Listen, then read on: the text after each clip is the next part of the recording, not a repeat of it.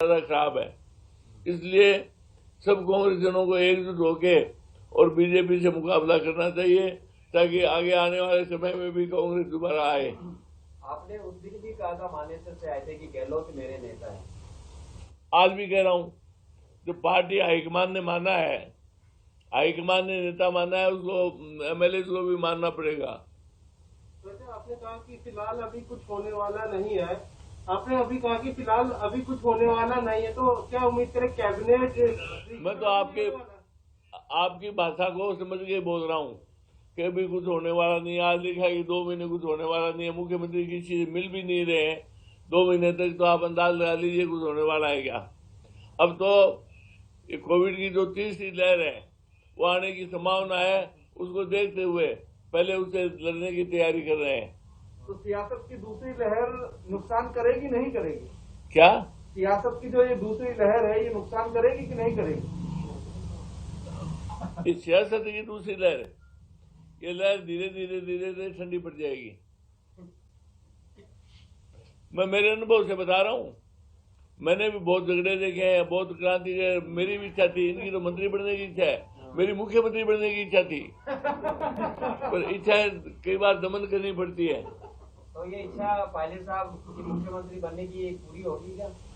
अब पायलट साहब को देखो, मैं पायलट साहब का भी सम्मान करता हूँ। पायलट साहब युवा नेता है, हमारे नेता है। पायलट साहब ने कभी ये नहीं कहा कि मुझे ये बनाओ और ये बनाओ। उन्होंने जो उनके साथ थे उन लोगों की जरूर पैरवी की। फिर मेरी समझ में कुछ छोटे लोग हैं वो बड़े पदों पे आ गए, जिससे पार्टी को नुकसान होने जा रहा है। कौन हो सकते हैं? कौन लोग हैं वो? अब नाम तो आप अंदाज लगा लीजिए, आप बताइए ना। कौन हो सकते हैं। मैं नाम तो सुनो, जैसे फोन टेप में किसी के नाम नहीं बताए गए, तो उसी प्रकार नाम किसी के नहीं खोलूंगा मैं। तो फिर अभी कुछ छोटे लोग बड़े पदों पे आ गए। छोटे लोग पायलट साहब से बात हो रही है क्या आपकी? जो है, पायलट साहब से बात हो रही है? मेरी पायलट साहब से भी बात हो रही है, गहलोत साहब से बात हो रही है, और मेरे साथियों से, कांग्रेस के जो विधायक है उनसे भी बात हो रही है। तो आरोप लगा रहे हैं छोटे लोग बड़े लग रहे हैं। बीजेपी इसको ज्यादा उछाल रही है क्या? ऐसा तो नहीं बीजेपी फिर से सरकार गिराने में जुटी है? ऐसा है, बीजेपी के अंदर अंदर जुटी है तो मुझे पता नहीं, और मेरी समझ में बीजेपी तो खुद ही अपने आप निपट रही है। आपस में इतनी गुटबाजी है, जो वसुंधरा जी को साइडलाइन किया है, निश्चित तौर से बीजेपी को भयंकर इतना बड़ा नुकसान होगा कि जिसकी भरपाई नहीं हो पाएगी। लेकिन बीजेपी का प्लान तो ये भी है कि सचिन पायलट को वो अपने खेमे में लेके आना चाहती है। उनका मन है कि जितिन प्रसाद भी आ गए, ज्योतिरादित्य सिंधिया भी आ गए, तो पायलट को भी ले आया जाए। सचिन पायलट ने साफ कर दिया कि मैं बीजेपी में नहीं जा रहा हूं, और बाकी तो सचिन पायलट साहब अपनी बात वो जाने, बाकी मेरी बात मैं जानूं। पर उन्होंने स्पष्ट कर दिया कि मैं बीजेपी में नहीं जा रहा हूं, नहीं जा रहा हूं, नहीं जाएंगे। वेद प्रकाश सोलंकी साहब ने भी कहा कि फोन टैपिंग होती थी। मुकदमे जो लगे तो खत्म हुए कि नहीं, क्योंकि वेद प्रकाश सोलंकी वो पूछ रहे हैं कि कर रहे हैं कि नहीं, वेद प्रकाश जी कह रहे हैं फोन टेपिंग हुए। अब वेद प्रकाश ये तो बताएं किन किन के फोन टेपिंग हुए, किन किन ने उनको कहा कि मेरे फोन टेप हो रहे हैं। ऐसे सबू पे छोड़ने से कोई राजनीति में आदमी अपने आप हाईलाइट नहीं हो जाता, बड़ा नेता नहीं बन जाता। आपके तो आपने भी आरोप लगाया आपके तो टेप आए थे। मेरे हाँ। मेरा फोन टेप नहीं हुआ, मैंने कभी नहीं कहा मेरा फोन टेप हुआ। न मेरा फोन टेप हुआ, न गजेंद्र सिंह जी का टेलीफोन हुआ। बाकी लोगों के किसी फोन टेप हुए तो हुए होंगे। तो किसके थे ऑडियो जो आए थे पिछली बार? अब किसके से, वो तो कोर्ट में मामला चला, मेरा फोन टेप नहीं हुआ। वो आपकी आवाज ही नहीं थी, है, वो आपकी आवाज ही नहीं थी, वो आपके ड्राइवर का फोन था नहीं था। मेरी आवाज आप पहचानते हो क्या? आपकी आवाज क्यों नहीं पहचानते? उन्नत आवाज से सरदार से बोले यहाँ तक आती है। ऐसा है, मेरी आवाज कभी सत्य से परे हटके नहीं बोलती। नहीं, वो जो फोन टेपिंग में थी वो आपकी आवाज थी कि नहीं? किस फोन से? वो जो पिछली बार जो ऑडियो आए थे ना, नहीं, मेरी जो बातचीत हो रही थी वो आज थे कि नहीं थे? ये हरियाणा में जो सबकी बात मेरा किसी के फोन से बात नहीं हुई। मैं गजेंद्र सिंह जो बल्लभ नगर के एमएलए थे उनसे जरूर बात होती थी, वो मेरे साथ थे, कैंप में मेरे साथ थे। वो मामला खत्म हो गया क्या? अभी एफआईआर है क्या स्थिति है उसमें अभी? मैं तो कभी परवाह नहीं करता। एफआईआर रोज होती है, रोज मिटती है, रोज चलती है। राजनीति में एफआईआर की जो परवाह करता है वो आदमी कभी जिंदा नहीं रहता। पायलट कैंप के साथ थे आप पिछली बार, पायलट कैंप के साथ थे आप पिछली बार, हाँ था। तो क्या आपको लगता है वो जो मांग कर रहे हैं उन्हें मिलनी चाहिए या नहीं मिलनी चाहिए, क्या है आपकी? ऐसा है, जो व्यक्ति सीनियर मोस्ट हैं उनको निश्चित तौर से उनके कायदे से उनका सम्मान होना चाहिए। सर सामने देख के बोलो आप। अभी तो आपने कहा था जो कमेटी बनी मैं तो सामने आगे पीछे सब देखता हूँ। तो कमेटी राजेंद्र गुड़ा जी कह रहे हैं कि हम तो इनके चक्कर में आ गए हैं, लेकिन अब तो सुप्रीम कोर्ट के जवाब जो है वो भी हमें को देने पड़ रहे हैं, कोई हमको पूछ ही नहीं रहा, माइनस में हम सरकार में होकर के भी प्लस में नहीं है। देखिए, मैं एक चाणक्य नीति की बात बताता हूँ। राजेंद्र गुड़ा जी आज राजा नहीं है, पर जनतंत्र के राजा हैं। आज राजाशाही नहीं रही। चाणक्य ने अपनी नीति में लिखा है कि राजा को और पंडित को दोनों को कोई भी निर्णय ले सोच समझ के लेना चाहिए। पहले 10 बार सोचे, उसके बाद निर्णय लेना चाहिए। तो राजेंद्र जी ने जो कोई निर्णय लिया पहले उनको सोचना चाहिए था। आपने सोच लिया क्या पंडित का जिक्र किया? मैं ऐसा है, मैं 7 बार सोच के कोई निर्णय लेता हूँ, और निर्णय लेता हूँ तो बैकआउट नहीं होता हूँ। अच्छा, मुख्यमंत्री अशोक गहलोत जी कहते हैं कि आपकी फितरत है सरकार गिराना, पहले भी गिराने का काम कर चुके, इस बार भी गिराने निकले थे। वो कोई उम्र थी, फिदर थी। उस समय अशोक जी गहलोत ने मेरी मदद नहीं की। अशोक जी गहलोत उस समय मेरी वाकई, उन्होंने कहा वो बात सही है, अगर वो उस समय मदद करते तो मैं भी राजस्थान का मुख्यमंत्री होता। ये अफसोस तो है आपको, ये अफसोस तो है ही। अब अशोक गहलोत ने मदद नहीं की। ये अफसोस तो ऐसा है, जिंदगी में कई अफसोस आते हैं, कई जाते हैं, वो साथ ही चले जाते हैं।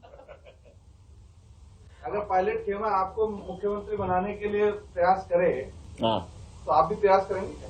ना, अब कोई प्रयास नहीं करूंगा। मैं जान चुका कि अब मेरा कुछ होना तो है नहीं। लेकिन आपने भी बात की थी छोटे लोगों की बात, क्या राजस्थान में छोटे लोग की? ये राजस्थान में भी है, केंद्र में भी है, और आज जो सत्ता है चाहे बीजेपी की हो, वो भी कुछ छोटे लोगों के हाथ में है। इसलिए वो ऐसा ही हालात कांग्रेस में है। जो फील्ड वर्कर नहीं है, जो ग्रास रूट के आदमी नहीं है, जो पैराशूट से उतरे हैं, उनके हाथ में सत्ता है और संगठन है।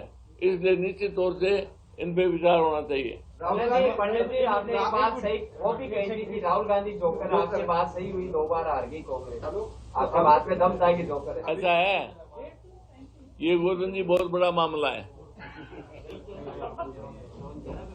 एक जो बात थी सबसे इम्पोर्टेंट,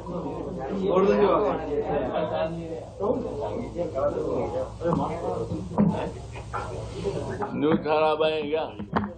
11 का टाइम है, 11 का 11:15। ये तो कह रहे हैं अशोक महान। मैं फास्ट चलता हूँ, लेट नहीं चलता।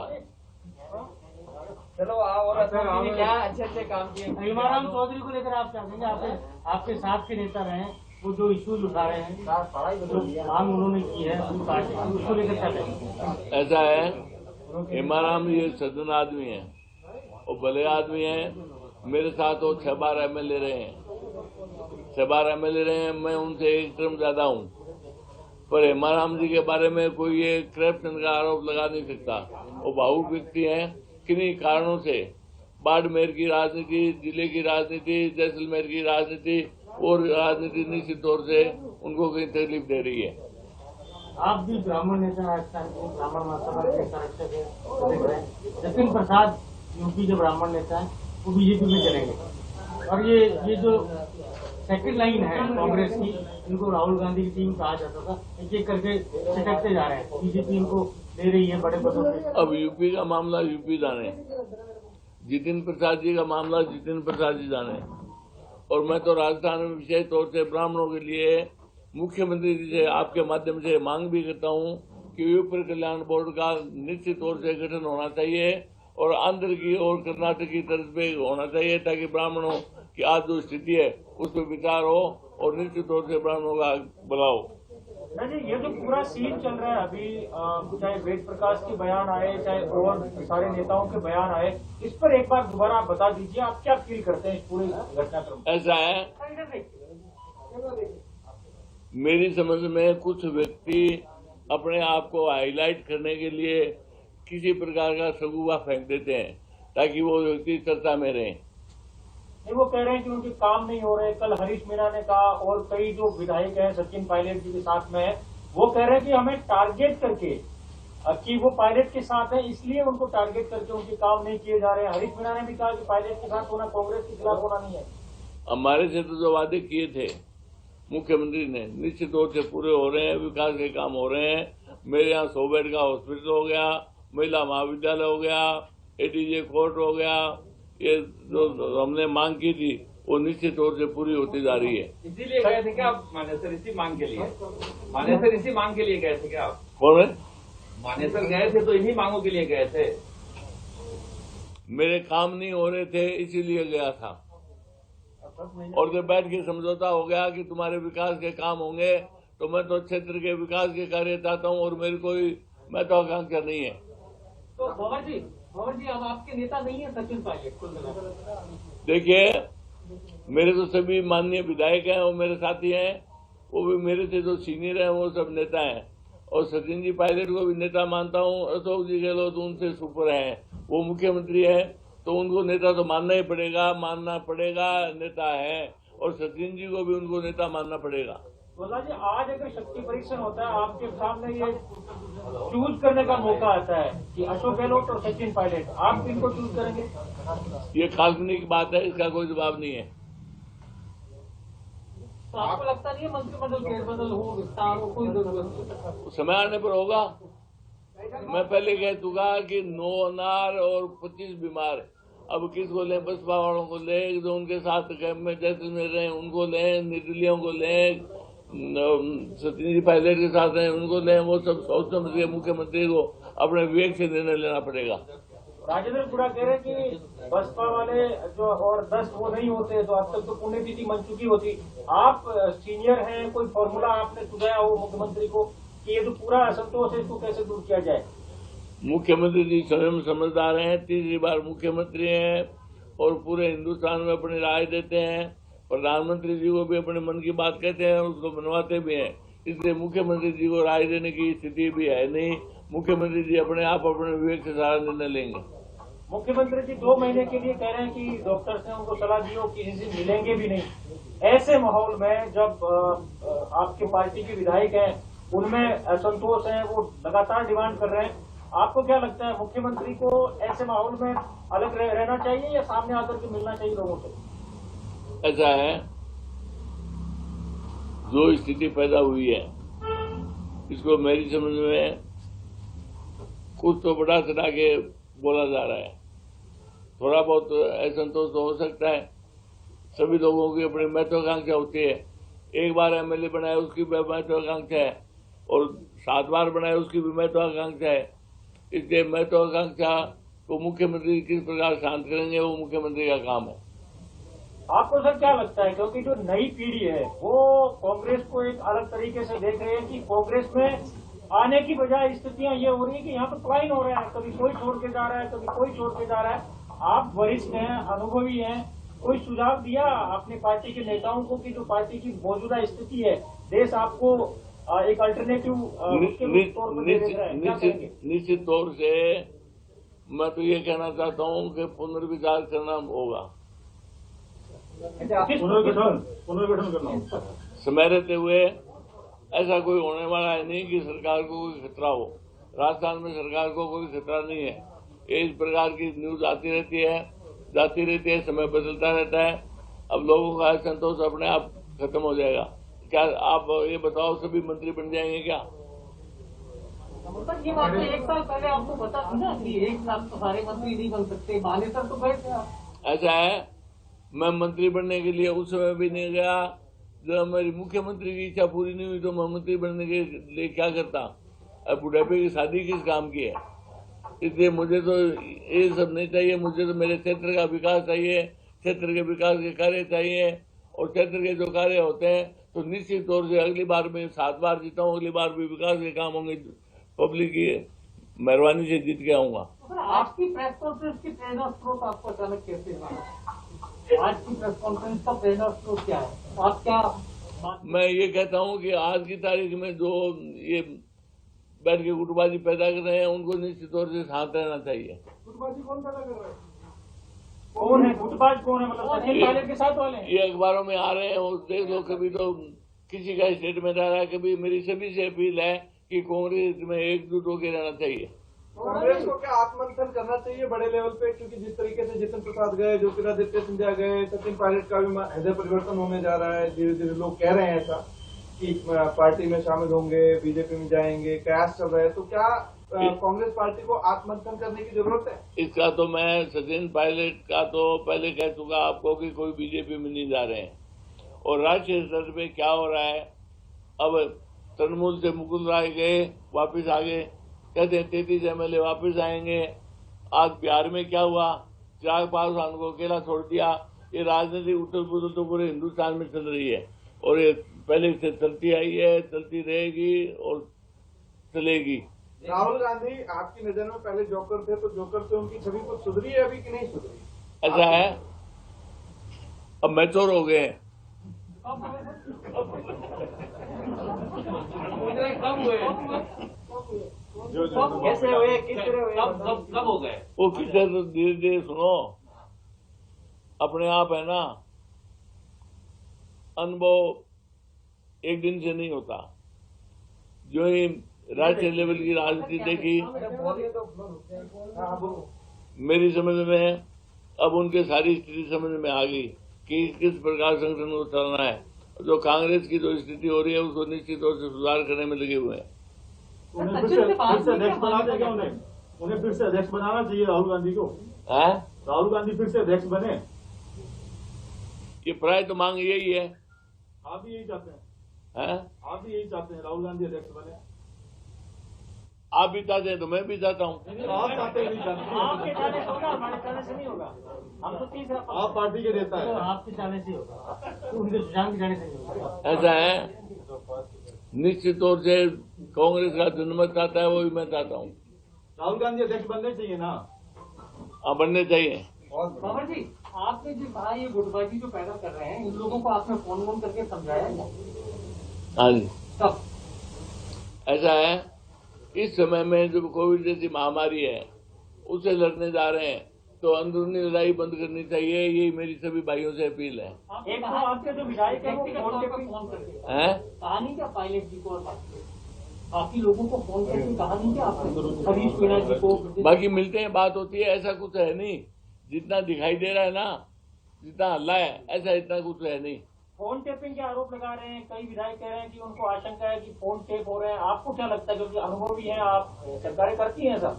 मुझे तो ये लग रहा है किसी विधायक के फोन टेप नहीं हो रहे हैं। अगर फोन टेप हो रहे हैं तो अपना फोन बताएं कि मेरा ये फोन टेप हो रहा है, उसकी निश्चित तौर से जांच होगी और फोन टेप करने वालों के खिलाफ कार्रवाई होगी। आपने कहा कमेटी जो है वो ठंडे बर्तन में डालने के लिए होगी, तो आपको लगता है जो जिसका आरोप लग रहा है कि 10 महीने से कमेटी ऐसा है, मैं तो आएगी या नहीं आएगी? मैं तो मेरे 35 साल के अनुभव से बता रहा हूँ कि जब भी कोई दंगा होता है, बड़ा हादसा होता है, जांच बढ़ा दी जाती है, एक कमेटी बना दी जाती है। तो इसी प्रकार मुझे लग रहा है कि मामले को शांत करने के लिए जो पंजाब में भी कमेटी बना दी, राजस्थान में भी कमेटी बना दी और कमेटी बना दी। कमेटियों का रिजल्ट क्या होता है वो आप सब समझते हैं। ये इसकी वजह से यही तो बात है, इसकी वजह से ही सचिन पायलट ग्रुप ये कह रहा है कि हम 10 महीने से मांग कर रहे हैं। हाँ। वो कमेटी बना दी, कमेटी कोई रिपोर्ट नहीं आई।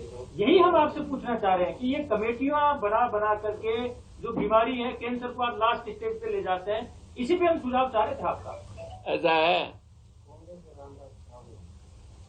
जब तत्पर न्याय नहीं हो, लंबे ठंडे बस्ते में डाल दिया जाता है तो अपने आप वो न्याय हो जाता है। तो पंडित जी आपने उसी न्याय हो गया, ये न्याय हो गया। पंडित जी आपने उसी टाइम भाग लिया था, इस कमेटी का होना नहीं, सीधे आगे थे मंदिर में।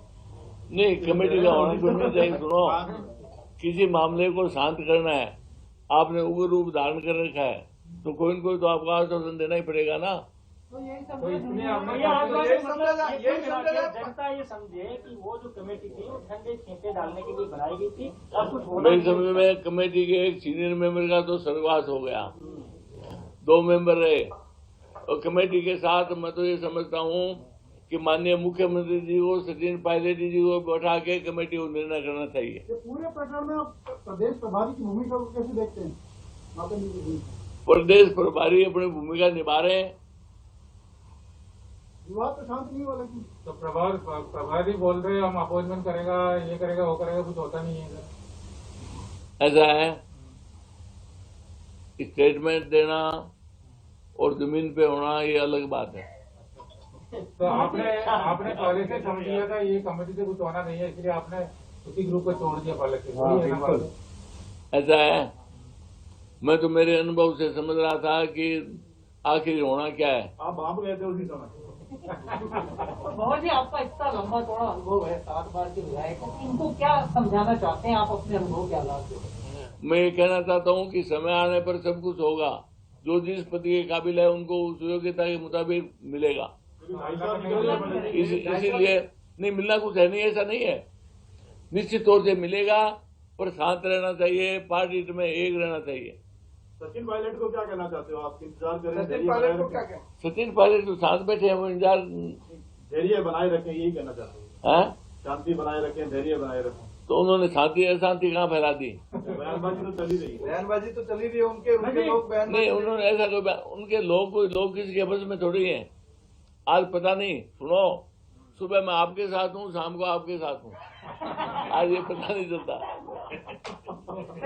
और राजनीति में कई तरह के ललीपाप दिए जाते हैं। आपका आशीर्वाद किसके साथ है? आपका आशीर्वाद हैं? आपका आशीर्वाद बड़ा चर्चा में रहता है, आशीर्वाद किसके साथ है? मेरा तो अभी पार्टी के साथ है। गहलोत और पायलट की बजाय पार्टी के साथ है? पार्टी के साथ है। क्यों कि मेरा ये इस बुढ़ापे में मैं कहीं भी ऐसा निर्णय नहीं लूंगा जो पार्टी को नुकसान हो और वो मेरे नाम मटा जाए। अरे 1 साल पहले कुछ ज्यादा उम्र में फर्क थोड़ी था, आज हैं?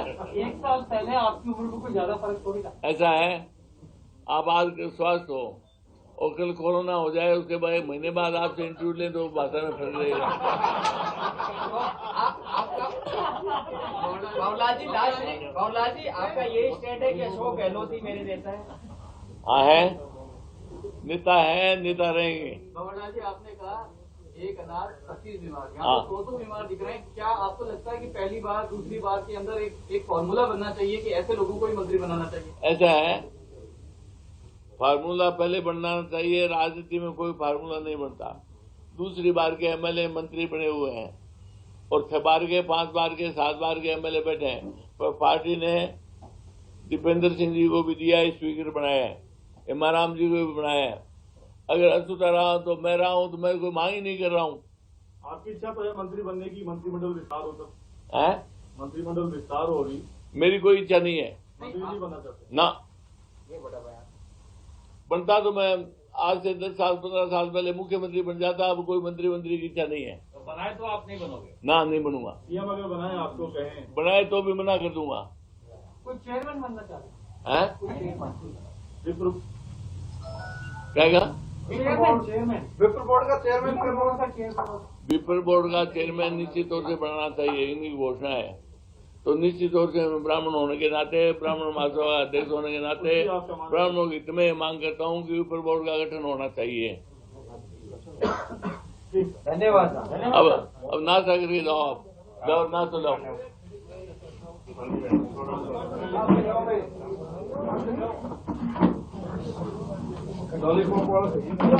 पवन जी, आपको ये जो करते रहते हैं, बोलते हैं, ये जो विधायक बोलते हैं, तो आपको मन में गुस्सा तो आता है क्या बोलते रहते हैं? गुस्सा आता है कि मन में आपको ये बोलते क्यों रहते हैं विधायक? ऐसा है, मीडिया में चर्चा में आने के लिए भी बोलते हैं कई लोग। बाबूलाल जी, सचिन पायलट 3 दिन से दिल्ली में, लेकिन मुझे आलाकमान से मुलाकात नहीं हुई, क्या मांगे? इनसे सचिन पायलट से मेरी सचिन पायलट गए, दिल्ली गए, यहाँ पे उनसे किसी ने मुलाकात नहीं की है। आप अपने अनुभव से बताओ। मुझे ये पता नहीं है, मेरे ध्यान में नहीं है। नहीं, दिल्ली गए ये तो पता होगा सचिन पायलट आपको? नहीं, मेरे ध्यान में नहीं है, इसलिए मैं क्या बताऊँ। हेलो हेलो, लो जी आप लो रे, ला रहे वही खत्म हो गया, अभी सारी बातें सारी बातें आ गई।